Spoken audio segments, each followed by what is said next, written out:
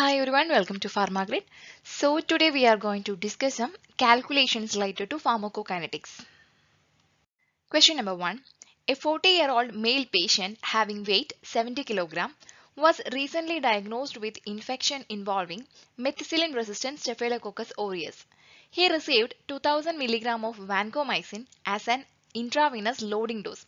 The peak plasma concentration of vancomycin was 28.5 mg per liter. The apparent volume of distribution is. So here we need to calculate the apparent volume of distribution, and the equation to calculate the volume of distribution, that is VD, is equal to dose administered divided by initial plasma drug concentration.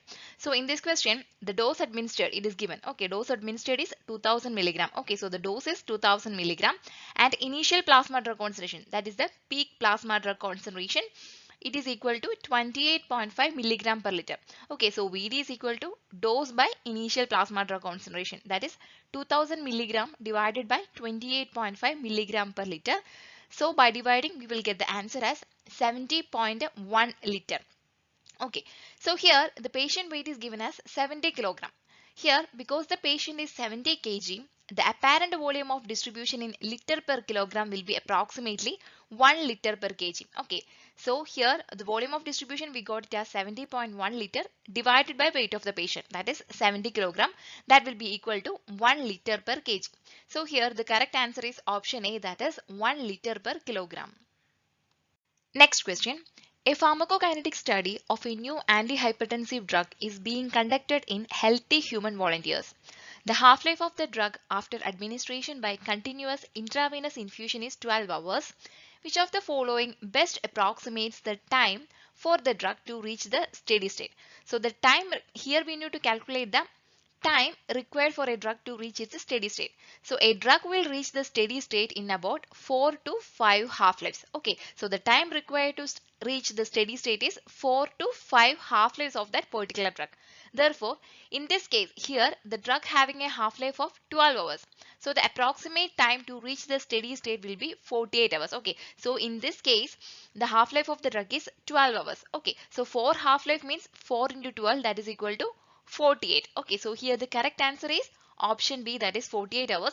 And if 5 half-life means 5 into 12, that will be equal to 60. So in this option, in all these options, there is no 60. Okay, so we can choose the 4 half-life values, that is 48 hours.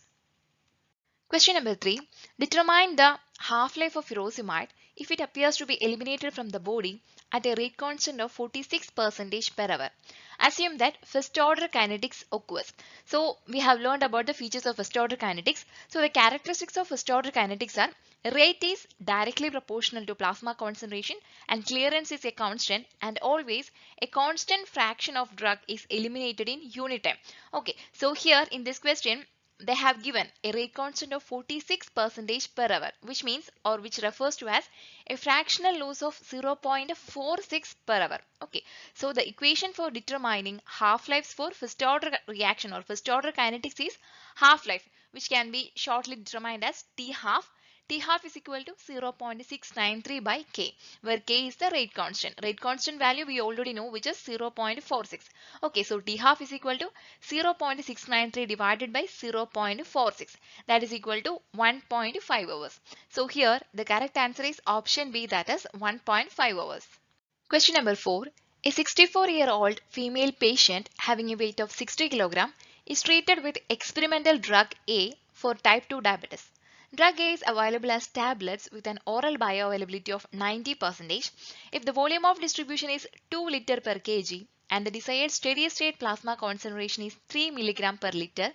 Which of the following is the most appropriate oral loading dose of drug A?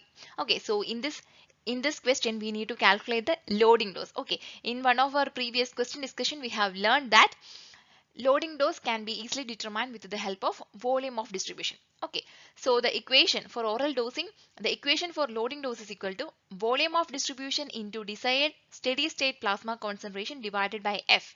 F is the bioavailable fraction. So in this case, what is the volume of distribution? Here VD is given as 2 liter per kg.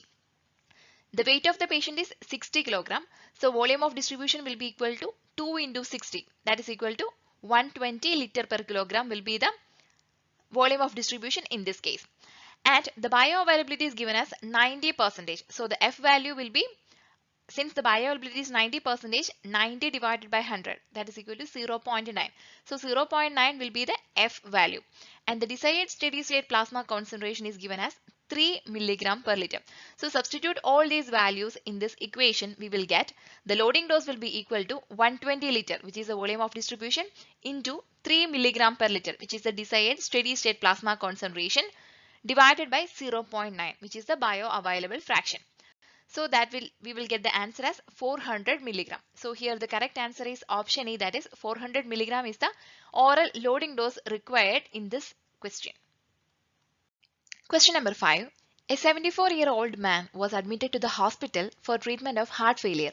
He received 160 microgram of digoxin intravenously and the plasma digoxin level was 0.4 nanogram per ml. If the desired plasma concentration of digoxin for optimal therapeutic activity in heart failure is 1.2 nanogram per ml and the patient has an estimated volume of distribution of 400 liter, calculate the additional dose of digoxin needed for this patient to achieve the desired plasma concentration. So in this question, we need to calculate the additional dose of digoxin needed for this patient to achieve the desired plasma drug concentration. So the additional dosage of digoxin needed to achieve the desired plasma concentration can be calculated using the equation Vd into C2 minus C1. Vd we already know, which is the volume of distribution, and C1 is the current plasma concentration. Here the current plasma digoxin level is 0.4 nanogram per ml, which is the C1 value, and C2 is the desired plasma concentration. Desired plasma concentration of digoxin for optimal therapeutic activity in heart failure is 1.2 nanogram per ml. So here C1 value is 0.4 nanogram per ml and C2 value is 1.2 nanogram per ml and volume of distribution is given as 400 liter. So substitute all these values in this equation, that is Vd into C2 minus C1. Therefore, the additional dosage of digoxin needed is equal to Vd, that is 400 liter into 1.2 minus 0.4 nanogram per ml. So we will get the answer as 320 microgram. So here the correct answer is option C, that is 320 microgram. So with this question we have completed today's calculation series. Thank you everyone. Thank you for watching this video. Please like, share and support. Have a nice day.